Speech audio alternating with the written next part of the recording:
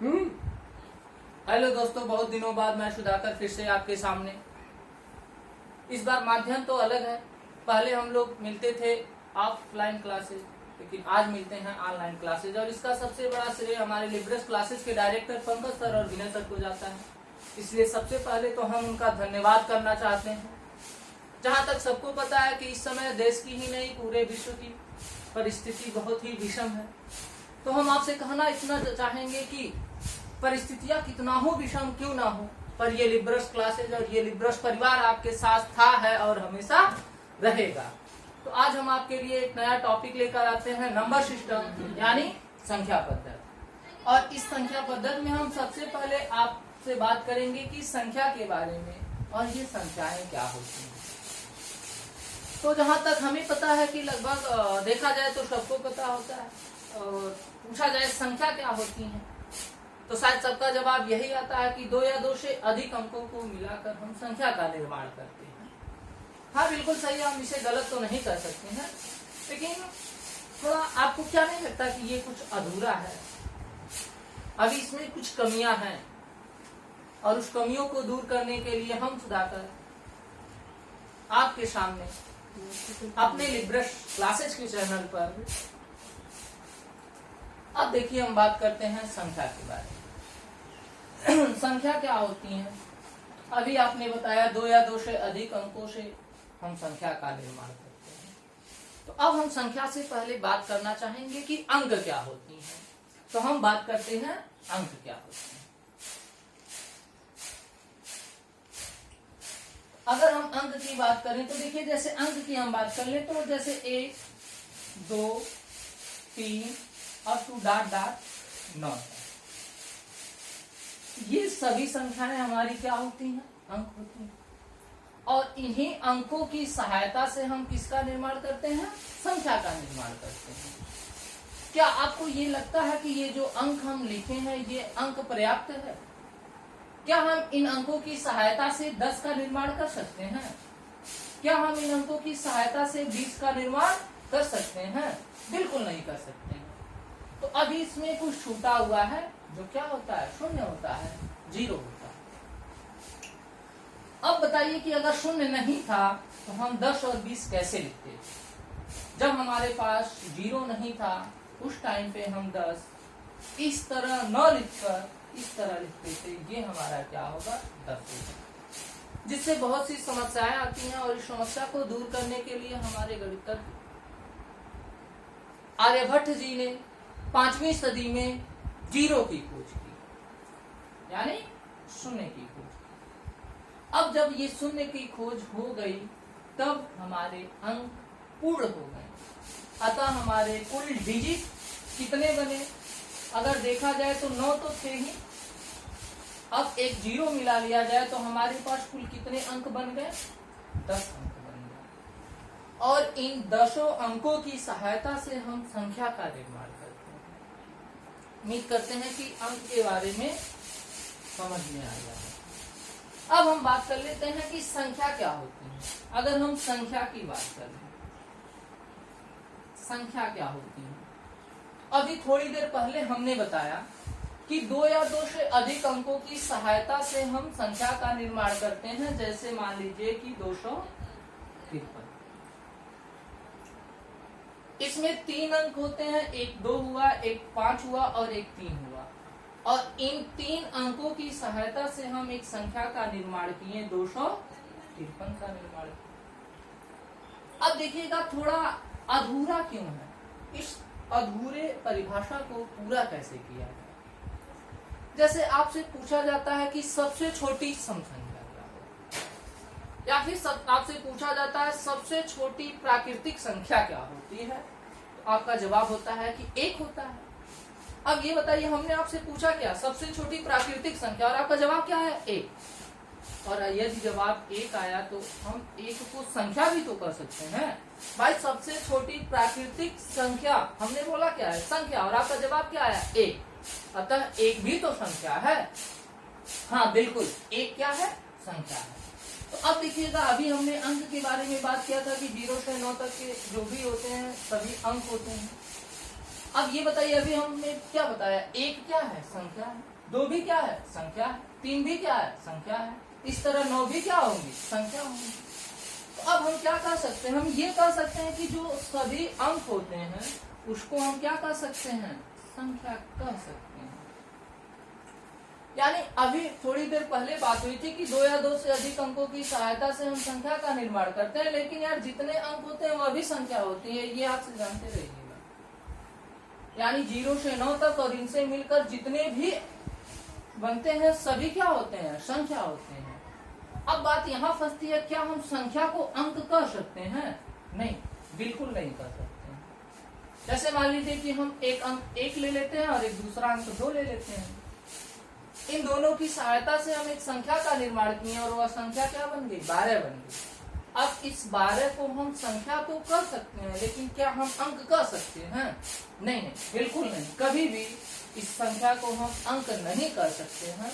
हाँ, ये कह सकते हैं कि ये जो संख्या है दो अंकों की सहायता से बनी है, जिसका पहला अंक 1 है और दूसरा अंक 2 है। ठीक है, हम फिर से रिपीट करना चाहेंगे संक्षिप्त वर्डों में कि सभी अंक जो होते हैं वह संख्या होती हैं, लेकिन सभी जो संख्याएं होती हैं वह अंक नहीं होती हैं। आगे बात समझिए। उम्मीद करते हैं कि आपको अंक और संख्या के बारे में नॉलेज हो गया। अब देखिएगा, अगर हम संख्या की बात करें, अब सबसे बड़ी बात हम कर लेते हैं संख्या। अब देखिए, अगर मान लीजिए कोई छोटी सी हम संख्या ले लें, जैसे मान लीजिए कि 534 ले लेते हैं। अब 534 को अगर किसी छोटे से बच्चे जो LKG या फिर क्लास 1 में, जिसे अंक के बारे में तो नॉलेज हो लेकिन पूरी संक्षिप्त संख्या की बात करें तो नॉलेज ना हो, तो अगर उसको बुलाया जाए और उससे कहा जाए कि बाबू ये पढ़ो क्या लिखा गया है, उसका जवाब क्या होगा? तो जहां तक हमें लगता है कि उसका जवाब क्या होगा कि ये 5, 3 और 4 लिखा गया है, न कि वह कभी पढ़ पाएगा कि ये 534 लिखा गया है। अब बताइए कि अगर उसे इस संख्या के बारे में नॉलेज करना हो और उसे 534 पढ़ना हो, तो अब ये 534 पढ़ने के लिए उसे सबसे पहले किस चीज की आवश्यकता पड़ेगी? तो अब देखिएगा, अगर 534 उसे पढ़ना है तो सबसे पहले किसी भी संख्या को जानने के लिए उस बच्चे को दो चीजें पता होनी चाहिए। पहला क्या होता है, जातीय मान। पहला क्या होता है, जातीय मान, जिसको इंग्लिश में हम फेस वैल्यू कहते हैं। दूसरा क्या होता है, स्थानीय मान, जिसको हम इंग्लिश में प्लेस वैल्यू कहते हैं।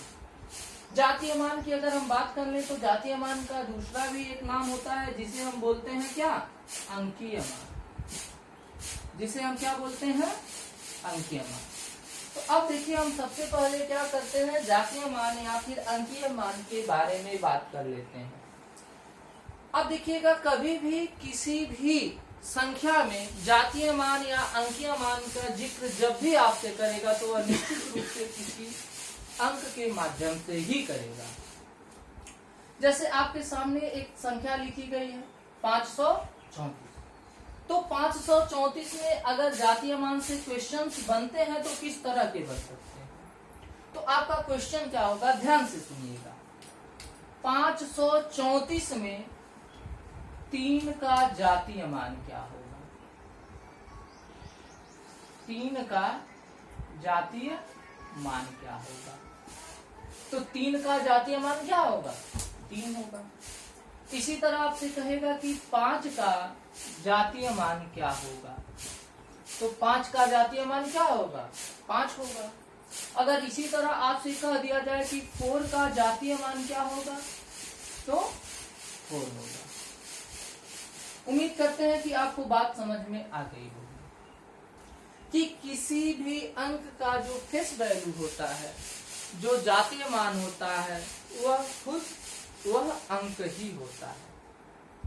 जैसे किसी भी अंक की हम बात कर ले, मान लीजिए कोई भी संख्या लिखी गई हो, जैसे हम दूसरा उदाहरण ले लेते हैं, जैसे एग्जांपल के रूप में, जैसे कोई संख्या लिखी गई हो 9863 और इसमें आपसे पूछ दे कि 8 का जातीय मान क्या होगा, तो बिल्कुल आपका आंसर क्या होगा, 8 ही होगा।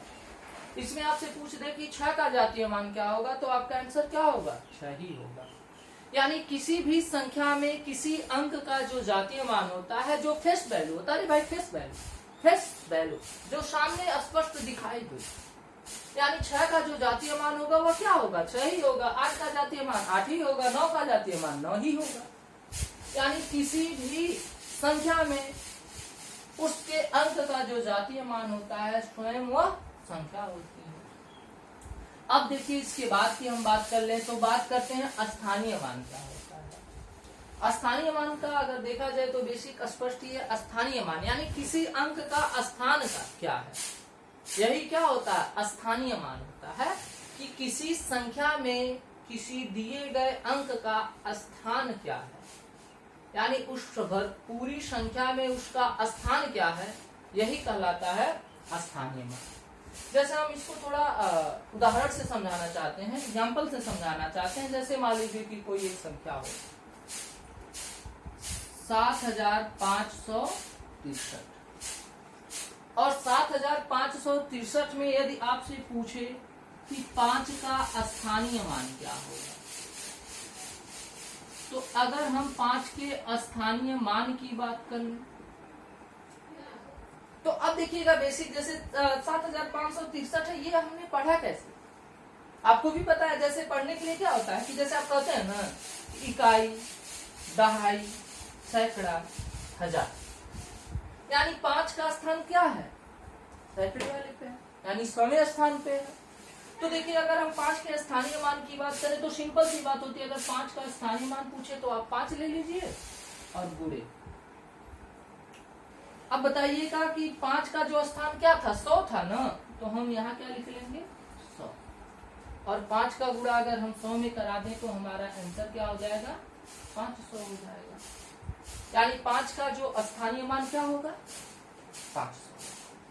इसी तरह अगर देखा जाए तो 6 के स्थानीय मान की हम बात करेंगे, आप क्या करेंगे, 6 ले लेंगे, और 6 का स्थान देखिए इकाई, दहाई, यानी 10वें स्थान पे है, तो हम यहाँ क्या करा देंगे, गुणे 10, यानी जो 6 का स्थानीय मान होगा वह क्या कहलाएगा, 60 कहलाएगा। अब देखिएगा इसी को दूसरे शब्दों में यानी आसान भाषा में अगर हम आपसे बताना चाहें, जैसे किसी संख्या का स्थानीय मान निकालना हो, जैसे अभी हमने निकाल के दिखाया कि 5 का स्थानीय मान क्या होगा, तो कुछ नहीं, अगर 5 का स्थानीय मान पूछे आप सिंपली क्या करोगे, 5 ले लोगे। अब ये बताइएगा कि 5 के बाद पहले मत लीजिएगा, बाद 5 के बाद देखिए कितने अंक हैं, 2 अंक हैं, 6 और 3। तो यदि 2 अंक हैं तो आप यहाँ इसके आगे क्या करेंगे, 2 जीरो बढ़ा देंगे। अब देखिएगा अगर 7 के स्थानीय मान की बात कर ले तो आप सबसे पहले क्या करेंगे, 7 ले लेंगे। अब ये बताइएगा 7 के बाद कितने अंक हैं, 3 अंक हैं, तो यदि 3 अंक हैं तो आप 7 के बाद क्या करेंगे, 3 जीरो, यानी 7 का जो स्थानीय मान होगा वह कितना होगा, 7000 होगा। उम्मीद करते हैं आपको जातीय मान और स्थानीय मान में कोई कंफ्यूजन नहीं होगा। अब हम इन चीजों को जोड़ना चाहते हैं। अब जातीय मान और स्थानीय मान, इन दोनों चीजों को हम क्या करना चाहते हैं, जोड़ना चाहते हैं। जोड़ने का मतलब क्या है, जैसे जोड़ने की अगर हम बात करें तो ये जो हम जोड़ने जा रहे हैं, अगर इसे आप एक क्वेश्चन भी समझ सकते हैं, क्योंकि इस समय क्या हो रहा है कि परीक्षा के पैटर्न बदले जा रहे हैं। क्वेश्चन ज्यादा कठिन नहीं कर रहा है, बस थोड़ा सा क्वेश्चन घुमा दे रहा है। और ऐसा नहीं है कि क्वेश्चन आप पढ़े नहीं होते हैं, पढ़े बिल्कुल रहते हैं, लेकिन वहां तक आप सोचते नहीं हैं। जैसे हम एक क्वेश्चन की बात करते हैं, बेसिक से क्वेश्चन की बात कर लें तो सबसे पहले क्वेश्चन क्या है कि क्वेश्चन देगा यदि किसी संख्या में, या कोई संख्या दे देगा और उस संख्या में आपसे कहेगा कि बताइए कि इसमें ऐसी कौन सी अंक है जिसका स्थानीय मान और जातीय मान आपस में बराबर होते हैं। जैसे मान लीजिए कि कोई क्वेश्चन हम लेते हैं 4963। अब 4963 में एक चीज देखिएगा कि अगर हम आपसे पूछे कि 3 का जो स्थानीय मान होगा वह क्या होगा, तो जो 3 का स्थानीय मान होगा वह आपका क्या होगा, 3 होगा। अगर हम बात कर लें कि 3 का जो जातीय मान होगा ये क्या होगा, तो जो 3 का जातीय मान होगा वह भी क्या होगा, 3 ही होगा। सिंपल सी बात, थोड़ी देर पहले हमने बात कर लिया था। तो अच्छा ये बताइए कि 3 का स्थानीय मान 3 क्यों होगा। अभी हमने बताया कि अगर किसी संख्या का स्थानीय मान पूछे तो आप 3 ले लीजिए, उसके बाद देखिए कितने अंक हैं। तो अब देखिएगा 3 के बाद कोई अंक दिख रहा है क्या, नहीं दिख रहा है, हमने क्या ले लिया, 3 ले लिया। और किसी भी अंक का जो जातीय मान होता है वह खुद एक संख्या होती है। तो अब देखिए अगर इस क्वेश्चन की अगर हम बात कर लें तो इन दोनों में देखा जाए तो ये बताइए क्या दोनों का आंसर सेम नहीं आ रहा है। और अगर दोनों का आंसर सेम आ रहा है तो क्या आप यहाँ से सोच नहीं सकते हैं कि अगर कोई संख्या दिया जाए तो उस संख्या का यूनिट प्लेस जो होता है, इकाई के स्थान पर जो भी अंक होते हैं उसके स्थानीय मान और जातीय मान आपस में बराबर होते हैं। ठीक है, जैसे इसी में हम बात कर लेते हैं। जैसे देखिएगा अगर हम इसको हटा दें, अब देखिए क्वेश्चन क्या बन गया, इसमें बताइए ऐसी कौन सी अंक है जिसके स्थानीय मान तथा जातीय मान आपस में बराबर होंगे। आपका आंसर क्या है, 6। क्योंकि अब तो यूनिट प्लेस पे कौन सा अंक आ गया, 6 आ गया। तो अगर यूनिट प्लेस पे 6 आ गया तो अब इस 6 का जो अंकीय मान होगा यानी जो जातीय मान होगा और जो स्थानीय मान होंगे वे दोनों आपस में क्या होंगे, बराबर होंगे। आगे बात समझ में। और हम फिर से इसको रिपीट करना चाहते हैं बस संक्षिप्त वर्डों में। किसी भी संख्या के इकाई के अंक पर जो भी संख्या होती हैं उनके जातीय मान और स्थानीय मान आपस में बराबर होते हैं। थोड़ा हम इस पे क्वेश्चंस की बात कर लेते हैं। जैसे पेपर में क्वेश्चंस कैसे आते हैं, कुछ एक तो हो ही गया, एक दूसरा एक्स्ट्रा क्वेश्चन जैसे बेसिक क्वेश्चन की बात कर लेते हैं। जैसे इनसे अन्य भी क्वेश्चंस पेपर में कैसे बनते हैं। जैसे क्वेश्चंस क्या आएंगे, जैसे मान लीजिए कोई संख्या दे दिया 5461 में 6 के जातीय मान तथा 4 के स्थानीय मान का योग क्या होगा। तो अब देखिएगा अगर हम 5461 में 6 के जातीय मान तथा 4 के स्थानीय मान के योग की अगर हम बात कर लें तो अब देखिएगा अगर 6 के जातीय मान की बात करें, अभी हमने बताया किसी संख्या में, जैसे इसी संख्या में अगर 6 के जातीय मान की हम बात कर लें तो जो 6 का जातीय मान है ये क्या होगा, 6 ही होगा। अगर हम इसमें 4 के स्थानीय मान की बात कर लें तो अभी हमने बताया कि अगर आप 4 के स्थानीय मान की बात कर लेते हैं तो सबसे पहले आप क्या करेंगे, 4 ले लेंगे। अब ये बताइए 4 के बाद कितने अंक हैं, 2 अंक हैं। आप क्या करेंगे, 2 जीरो बढ़ा देंगे। अब आपसे क्या कर रहा है कि इनका योग क्या होगा, तो अगर योग की बात करें तो 400 और प्लस 6 यानी आपका आंसर क्या बन गया, 400।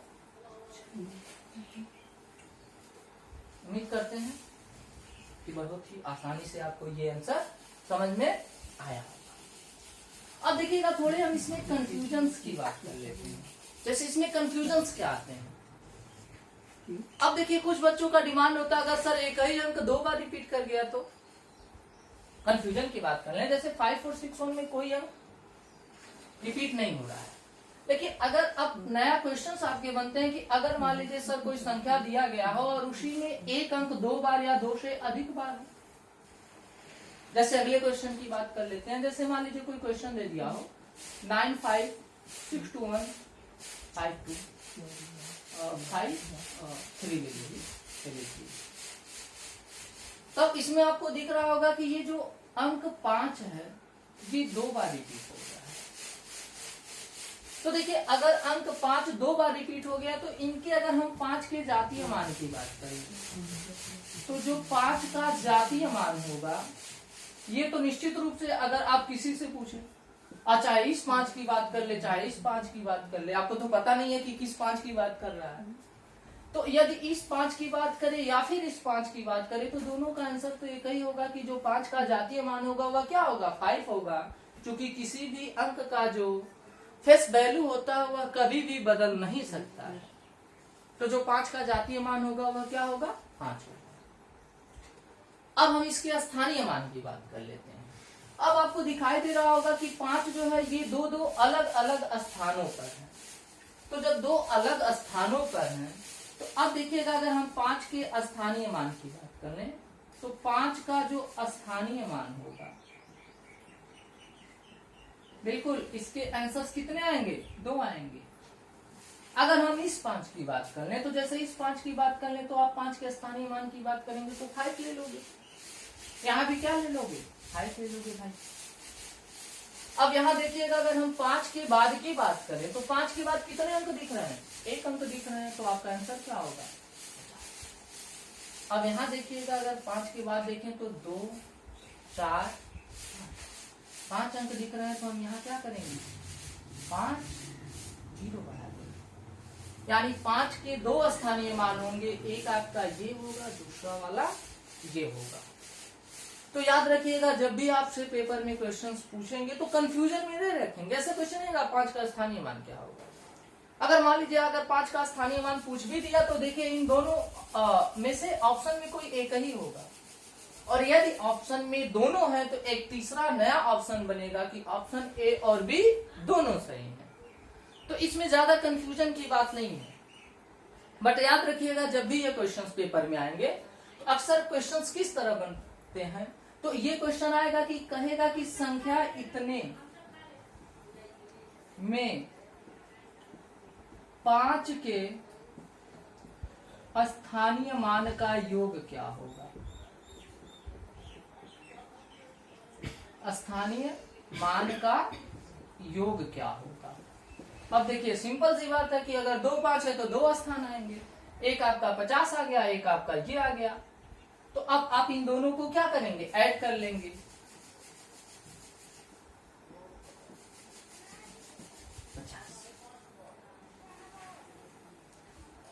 तो कितने हो गए 5 लाख और धन 50। अगर इन दोनों को ऐड करें तो कितना बन जाएगा 5 लाख 50। ये रहा आपका। तो ये थे एक आपके कंफ्यूजन के क्वेश्चन। अब हम दूसरे कंफ्यूजन की बात कर लेते हैं, सेकंड कंफ्यूजन की बात कर लेते हैं। और सेकंड कंफ्यूजन में हम सेकंड क्वेश्चंस की बात कर लेते हैं। देखिए जिस क्वेश्चन की जिक्र अब तक हमने आपसे नहीं किया है, अब देखिएगा एक क्वेश्चन नया क्वेश्चन, हम नए क्वेश्चन की बात कर लेते हैं और क्वेश्चन आप हम नोट कर देते हैं, ऑप्शंस